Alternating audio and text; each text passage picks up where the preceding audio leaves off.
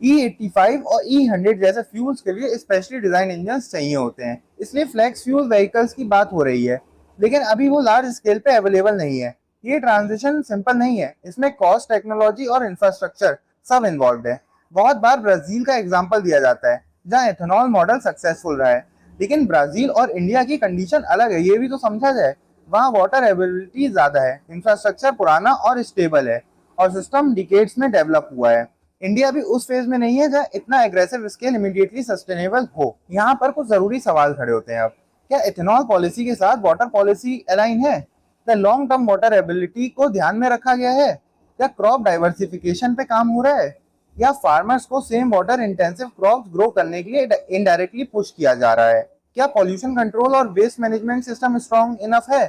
और सबसे इंपॉर्टेंट, क्या हम एक प्रॉब्लम सॉल्व करते हुए दूसरी प्रॉब्लम क्रिएट कर रहे हैं? इथेनॉल एक गलत आइडिया नहीं है, एनर्जी इंडिपेंडेंस के लिए ये एक इंपॉर्टेंट स्टेप हो सकता है, लेकिन जिस स्पीड से और स्केल पर इसे पुश किया जा रहा है वहां बैलेंस मिसिंग लगता है। एनर्जी पॉलिसी फास्ट मूव कर रही है, लेकिन वाटर पॉलिसी उसके साथ सिंक में नहीं दिख रही।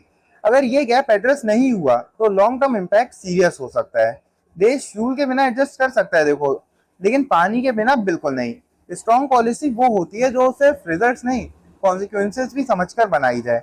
और अभी सबसे जरूरी है सवाल पूछना, बाकी तो दोस्तों आप लोग खुद समझदार हो।